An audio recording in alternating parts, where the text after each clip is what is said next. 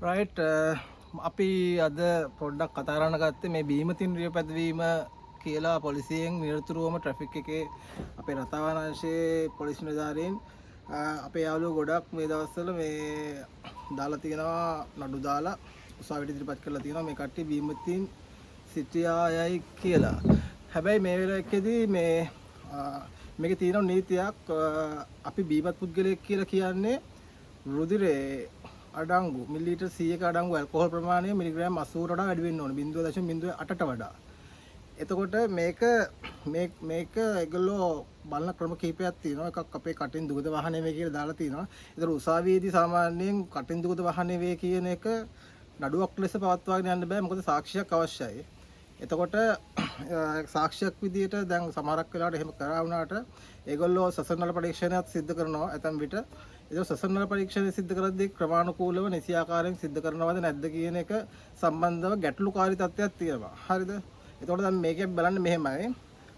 සසරනල පරීක්ෂණයක් කරන්න කලින් පොලිසිය කරන්න ඕන දේවල් ටිකක් තියෙනවා. එකක් තමයි බැලුන් එක පුම්බන පුද්ගලයා ඊට කලින් එයාට වතුර ජොග්ගුවක් දෙන්න ඕන කට හොද ගන්න. මොකද අපේ කටේ තියෙන මොනවා හරි යම් ආහාර පල් වෙච්ච ඒවලුත් යම් ප්‍රමාණයක් ඇල්කොහොල් නිෂ්පාදනය වෙන්න පුළුවන්. ඒක නිසා එතකොට සසරනල පරීක්ෂණ සිද්ධ කරන ක්‍රමවේදයන් කීපයක් තියෙනවා. දැන් ලංකාවේ කරන එක නම් බැලුන් එක තියෙනවා මිලිලීටර් 100ක් වෙච්ච බැලුන් එකක්. ඒ බැලුන් එක තමයි පුම්බන්නේ. කවදාකවත් සසරන නලය පුම්බන්න නීතිමය මේකක් නැහැ.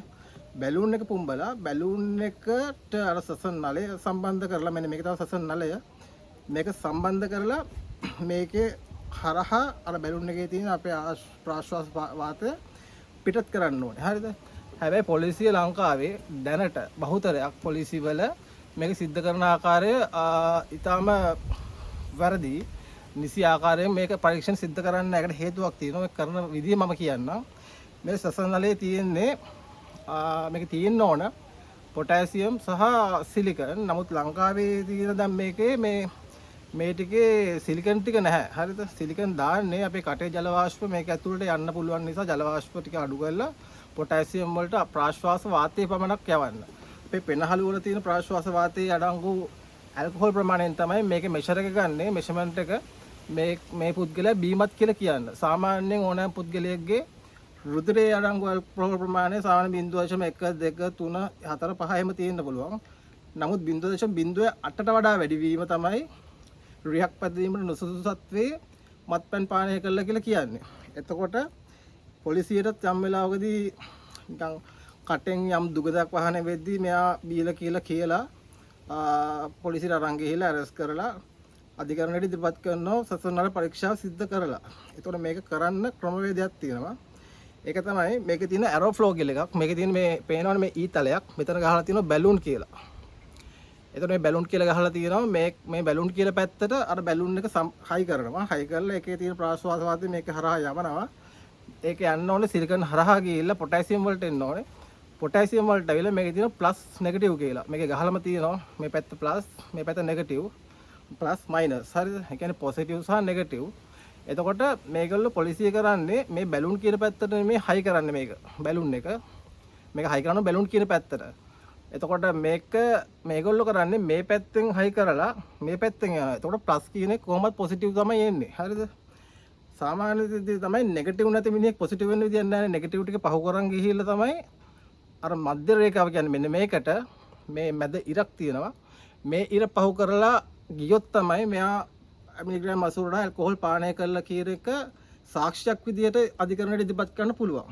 නමුත් පොලිසිය සමහරක් වෙලාවට ෆේල් වෙනවා මේ බැලුන් පිම්බුවට මධ්‍ය රේඛාව පහු කරන්නේ නැහැ. ඉතින් පොලිසියට යම් කිසි විදියකින් චූටි ගඳක් આવොත් හරි මොකක් හරි කටේ ගඳක් හරි දත් මැදලා නැතුව හරි එම ගඳක් ආවම ආවා බීලා නෑ දින්න කියලා කතා කරලා පොලිසියට ඉදිරිපත් කරනවා. ඉතින් මේක සම්පූර්ණයෙන්ම මේ වැරදි ක්‍රියාවලියක්. මොකද මේකට අපිට නඩු අධිකරණයේදී නිවැරදිකරු කියලා නඩු කියන්න පුළුවන්. මොකද මේක ක්‍රමානුකූලව යම් පරීක්ෂණයක් සිදු කරනවා නම් පරීක්ෂණ සිදු කරන ආකාරයක් තියෙනවා. ඒ පරීක්ෂණ නිසි ක්‍රමවේදයක් තියෙනවා. නිසි පාත් එකක් තියෙනවා. ඒ පාත් එක තමයි කරන්න ඕනේ.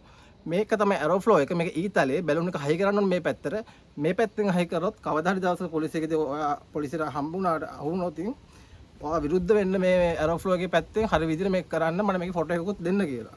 දැන් මම සාමාන්‍යයෙන් ගොඩක් දන්න විදිහට පොලිසිය මේකේ ෆොටෝස් දෙන්නේ නැහැ. මේ තියෙන මෙතන මේ ධන මේ තියෙන ඍණ ඊට ඍණ පැත්ත පහු කරලා පොසිටිව් වෙනවා මිසක් පොසිටිව් පැත්තෙන් මයිනස් පැත්තට යන්න කිසිම මේ විද්‍යානුකූල මේ සාක්ෂියක් නෙමෙයි උසාවියකදී. උසාවියේදී මේ ඉදිරිපත් කරගම හරි. දෙවෙනි කාරණා මේගොල්ලෝ මේක සීල් කරනවා. මේ ලාකඩ වලින් සීල් කරන දෙපැත්තම ඒ සීල් කරන්නේ මේකට බාහිරින් නැවත වතාවක් අපි පරීක්ෂා සිදු කරාට පස්සේ ඇල්කොහොල් මොනාද විදියෙන් අතුල් කරන්න කාටවත් බැරි වෙන්න. ඒ කියන්නේ පොලිසිය හදිස්සිය හරි අපි නෙගටිව් එක බීලා නැහැ කියලා ප්‍රමාණවත් නොමැත කියලා ඒගොල්ලන්ට තේරුනොත් ඒගොල්ලෝ සමහරක් විට මේක දැන් ඒගොල්ලන් මේ බැලුන් එකට ඒගොල්ලෝ ගෙවන්න වෙනවා. ඒක නිසා ඒගොල්ලෝ මේක කොහොම හරි මේ අර ලියුම් කවරයක් තියෙන එකත් සීල් වෙන්නේ නැහැ හරියට කඩදාසි ලියුම් කවරකින් ලංකාවේ මේක මේ උසාවියට ඉදිරිපත් කරන්නේ ඒක තමයි ලාකඩ කාලා සීල් කරන්නේ. ඒකේ ෆින්ගර් මාක්ස් ගන්නවා. ෆින්ගර් මාක්ස් අරගෙන මේ එතන කරන්නේ. හැබැයි මේ ලාකඩ ගැහුවට දැන් මේ එකක් තියෙනවා එක බැලුන් නැහැ මේක ලාකඩ ගහලත් නැහැ. මේකට ඕනම වෙලාවක යන්න පුළුවන්. මේ බැලුන් වල තියෙනවා පොඩි ප්‍රශ්නයක් මේ බැලුන් ප්‍රමිතියකට නෙමෙයි තියෙන ලංකාවේ. මේකේ මෙන්න මේක ගැලවෙනවා. දැන් සීල් කරපු එකට වයිරින් දෙයක් මේක ගලවලත් දාන්න පුළුවන්. මේම ගැලවෙන්න බෑ. ඇත්ත මේ හරි බැලුන් එකක. හරි මේ ටෙස්ට් ටියුබ් එක. ඉතින් මේකේ සීල් කළාම නෑ මේකට කොහොමද ඉන්ජෙක්ෂන් කට් එකකින් හරි විදලා දාන්න පුළුවන් ඇල්කොහොල් මේක ප්‍රමාණවත්වම තිබුණොත්. මේකේ තියෙන මේ කහ පාට පොටෑසියම් කොළ පාට මධ්‍ය රේඛාව හරහා කොළ පාට වෙලා එතනින් එහාට පයින්න ඕනේ. ඉතින් මේක තමයි නිසි ක්‍රමවේදය. ඊට පස්සේ දැන් ළඟදී සිදුවෙච්ච සිද්ධියක් මගේ යාළුවෙකුට දැන් මේ පරීක්ෂණය කළා මේක පොඩ්ඩක්වත් කොළ පාට උනේ නැහැ. හරිද? ඊට පස්සේ මමත් ඒ වෙලාවේ යාළුවා බලන්න එතනට ගිහිල්ලා පොලිසියේදී මම කිව්වා අපිට බැලුන් එකේ ෆොටෝ එකක් දෙන්න. මේක පොසිටිව් නැහැනේ. මේ පොසිටිව් නැති නිසා ඔයාලට මෙයාට විරුද්ධව නඩු දාන්න බෑ. ඔයාලා නඩු දැම්මොත් අපිට වන්දියක් ඉල්ලන්න පුළුවන්. මොකද මේ ඕගොල්ලෝ සම්පූර්ණ වැරදි වැඩක් කරනකොට ෆොටෝ එකක් ගන්න දෙන කියලා ෆොටෝ එකක් ගහන්න අපිට දුන්නේ නැහැ. ඊට පස්සේ මම කිව්වා එහෙනම් දැන් කරන්න තියෙන්නේ මේකයි.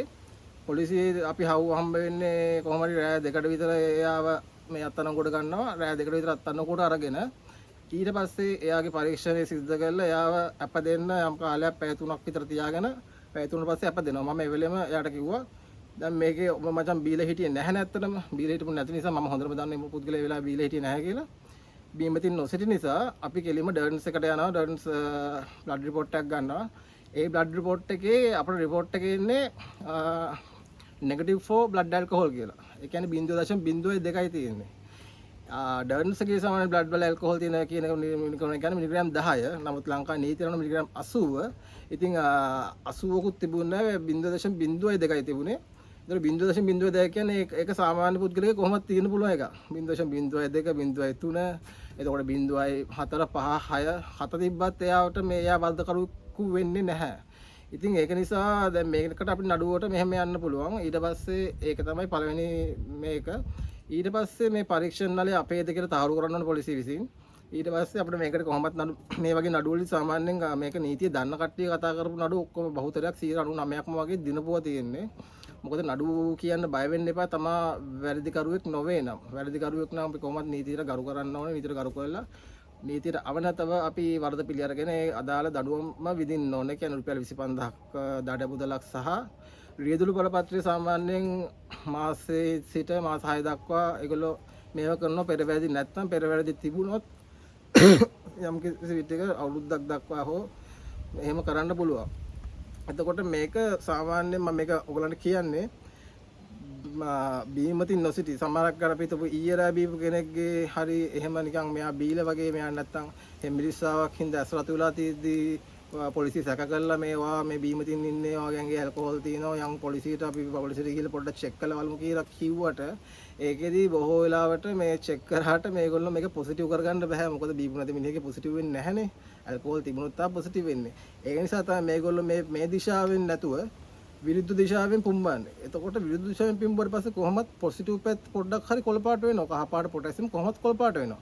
ඉතින් කොහොමත් කොළ පාට වෙන එක සාමාන්‍යයෙන් ඒරාල හැම වෙලුන් එකේ පැත්තෙන් පිම්බුවත් කොළ පාට වෙන්න පුළුවන්. ඒ කියන්නේ මේ ආහාර දත් මැදලා නැති හින්දා කටේ කෙල හරි යම් පුද්ගලයන්ගේ යම් කිසි විදියකින් එහෙම තියෙන්න පුළුවන්. ඒක නිසා මේගොල්ලෝ මේ පරීක්ෂණ සිද්ධ කරන ආකාර සම්පූර්ණ වැරදි. ඒ නිසා මේකට බය වෙන්න එපා.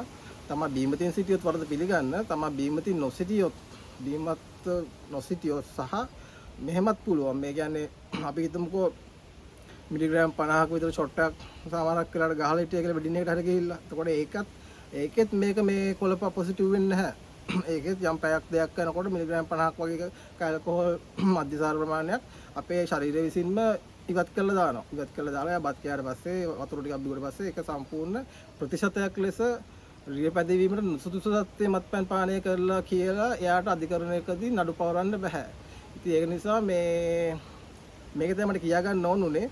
ඊට පස්සේ මම කලින් කිව්ව ශ්වසන වල පරීක්ෂණය කර නොමැති බැවින් චූදිතයන් නිදහස් කරන්න කියලා දානවා. ඒ කියන්නේ කටින් දුකද වහනේ වේ වගේ ඒවා. ඒ වගේම Tamanට ඉල්ලන්න පුළුවන් මට ඔය ශ්වසන වල පරීක්ෂණ නෙමෙයි මට අධිකරණ වෛද්‍යවරයෙක් හරහා දාලා මගේ බ්ලඩ් රිපෝට් එකක් අරගෙන මගේ ඇල්කොහොල් ප්‍රමාණය කරලා මට රිපෝට් එක දෙන්න. නැත්නම් ප්‍රයිවට් තැනකින් කරගන්නත් පුළුවන්. ඒ වෙලාවෙම කරන්න ඕන. පැය 10කට වඩා කලින් හරි ඒ වගේ කරගත්තොත් මේ 0.02ක් කියන්නේ නම් එයා බීලම නෑ. ඒ කියන්නේ පොඩ්ඩක්වත් බීලා නෑ. දැන් මගේ යාළුවට උනේ කේස් එකක් 0.02 තමයි ඉන්ඩිකේට් කරේ මේ ඩර්න්ස් රිපෝට් එකේදී. ඒ රිපෝට් එකත් මගේ ගාව ඇති මේ ඉතින් මේකට විරුද්ධව නඩු කියන්න. මේක නඩු කිව්වොත් පොලිසියේ නිලධාරීනුත් දැනගන්න ඕනේ මේ මිනිස්සුන්ව බය කරලා දැන් මම දැක්කා ළඟදීත් මේ පොලිසිය බොරු නඩු දාලා තිබ්බා පොලිසියෙන් නඩු නැහැ කියලා. නඩු නැති නිසා මේ නිවැරදිකාරියෝ නිර්දෝෂ මිනිස්සුන්ට නඩු පවරලා ඉදිරිපත් කරන එක නෙමෙයි වැඩේ. වැරදි නඩු නැත්තම් හොඳයි නේ පොලිස් අසම හොඳට නීති ක්‍රියාත්මක කරලා තියෙන මිනිස්සු වැරදි කරන්නේ නැහැ කියන එකනේ. ඉතින් වැරදි කරන්නේ නැති මිනිස්සුන්වත් උසාවියට ගෙනල්ලා ඒගොල්ලන් දඩුවම් කරන්නේ ඒගොල්ලන්ව අපහසුතාවයට පත් කරන්න උසාවිය යනවා කියන්නේත් ආපහු දවස් දෙකක් යන්න ඕනේ. දඩ ගෙවන්න ඕනේ. අර කූඩුව ඇතුලේ ඉන්න ඕනේ. ඒ කූඩුව ඇතුලේ සනීප ආරක්ෂාවක් නැහැ. ටොයිලට් වල දුගඳ වාහනේ වෙනවා. ඉතින් ඒ සියල්ල මැද්දේ අපහසුතාවයකට පත් කරනවානේ මිනිස්සුන්.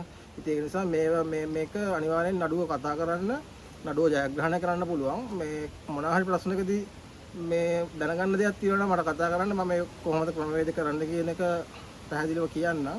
එතකොට පොලිසි CCTV කැමරා තියෙනවා. ඒගොල්ලන්ටත් පුළුවන් මේ සාක්ෂි තියෙනවා නම් මේවා පෙන්වන්න උසාවියට ඇවිල්ලා. ඉතින් මේක ශ්‍රී ලංකා පොලිසිය කියලා ගහලම තියෙනවා මේ ඔරිජිනල් එක. මම මේක උසාවියෙන් එළියේ ඒගොල්ලෝ විසි කළා දාලා මම විසි කරන්නත් බෑ මේ නඩු ගන්නනේ. මේ නඩු ඉවරති මේවල. ඉවරති මේ ඉතින් ඒවා ක්‍රමවේදයකට බැහැර කරලත් නෑ. අර මේ දාලා තියෙනවා. ඕන උසාවියට ගියට පස්සේ අහලපාල වැළුවොත් මේවා එකක් අවුල ගන්න පුළුවන්. ඉතින් ඒක නිසා මේ අයුක්ති සහගත අසාධාරණ මේ නඩු පැවරීම් වලට විරුද්ධ වෙන්න මේක අනිවාර්යයෙන්ම මේ පොලිසිය කරන ලොකු වැරද්දක්. ඒකට පොලිසියට විරුද්ධව අපිට නඩු කියන්න පුළුවන්, වන්දි ඉල්ලන්න පුළුවන්. මේ මෙතන ගහලම තියෙනවා මේ ලංකාවේ පොලිසිය බැලුන් කියලා. බැලුන් කියලා ගහලා මෙතන ඊතලයකුත් තියෙනවා. මේ පැත්තට ඊතලයක් තියෙනවා. ඒක තමයි ඇරෝ ෆ්ලෝ එක. ඇරෝ ෆ්ලෝ එක පැත්තෙන් තමයි බැලුන් පුම්බන්න ඕනේ. ඉතින් ඒගොල්ලෝ මේක මේ පැත්තෙන් පුම්බන්නේ නැතුව පොසිටිව් පැත්තෙන් පුම්බුවට පස්සේ මොන මිනිහෙක් ගිහුණත් පොසිටිව් තමයි මේ වැඩ කරන්නේ. එතකොට මේ මිනිස්සු බීලා හිටියත් නැතත් මේ මිනිස්සු මේ වෙනවා. ඒ නිසා මේක තමයි මට කියා ගන්න ඕනේ. ඉතින් ඔයගොල්ලොන්ට මේ වගේ දෙයකට අකරතැබ්බකට මුහුණ දුන්නොත් නඩු දිනේ කොහොමත් එදාට පස්සේ දවසේ දාන්න පුළුවන් නැති වෙන්නත් පුළුවන්. මේ එතකොට ඔයගොල්ලෝ උසාවියට ඉදිරිපත් වෙලා මේ ලෝය කෙනෙක් හරහා නීතිඥයෙක් හරහා කරුණු ටික ඉදිරිපත් කළා. ඔයගොල්ලෝ මේ නඩුව ජයග්‍රහණය කරන්න පුළුවන්. ලයිසන් එක 25000ටත් වඩා රියදුරු ප්‍රපත්ති සාමාන්‍ය රියදුරු රැකියාවක් කරන පුද්ගලයෝ ඉතාම වැදගත්. ඒ නිසා මේ ඒක වෙනුවෙන් සටන් කරන්න මේක අපිට ජයග්‍රහණය කරන්න පුළුවන්. මේක තමයි මට කියා ගන්න ඕනේ. ජය වේවා.